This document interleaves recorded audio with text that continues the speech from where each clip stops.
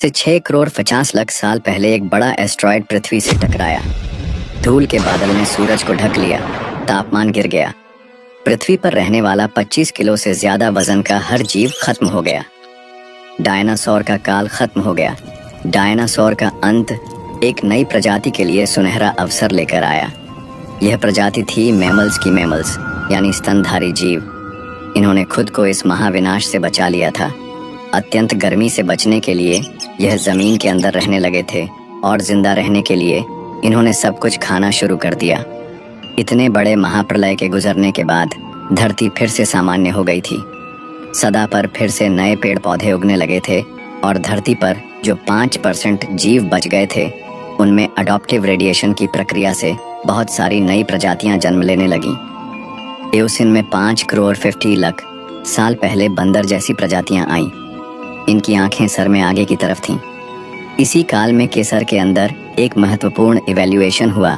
इनके spinal cord को मस्तिष्क से जोड़ने वाला छेद, जिसे कहते हैं, वह स्कल के पिछले हिस्से के बेस से सेंटर की तरफ शिफ्ट होने लगा। यानी कि अब जो प्रजाति आई वह सीधे खड़े होकर चलने में सक्षम थी। आज से 4.7 करोड़ साल पहले धरती के वातावरण में लगातार बदलाव होने शुरू हुए। धरती के टेक्टोनिक प्लेट्स में हलचल हुई, जो धरती के 2 बड़े महाद्वीपों को एक दूसरे के पास ले गई। यह वही भूभाग है जहां आज हम भारतीय रहते हैं। यह है इंडिया, जो एशिया महाद्वीप की ओर तेजी से बढ़ रहा था। इन दोनों महाद्वीप के आपस में टकराने की वजह से हिमालय जैसी पर्वतमालाएं खड़ी होने लगीं। यह वही पर्वतमाला है जिसे आज हम जानते हैं।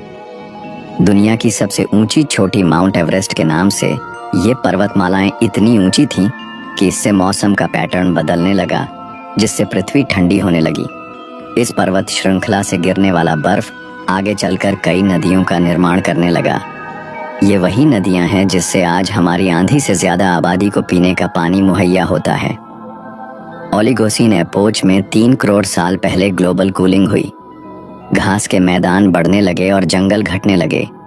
तब ऐसे जानवर विकसित हुए जो खुले मैदान में रहने के लिए उपयुक्त थे, और इन्हीं में दूसरे जानवरों को खाने वाले जानवर भी विकसित होने लगे। 1 करोड़ साल पहले पृथ्वी वह रूप लेने लगी थी जिसे आज हम देख रहे हैं। धरती का वातावरण लगभग पूरी तरह से आज के समान बन चुका था और धरती के सारे महाद्वीप लगभग पूरी तरह से जाने पहचाने थे। लेकिन परिस्थितियां फिर बदलने लगीं। 40 लाख साल पहले धरती की टेक्टोनिक प्लेट में एक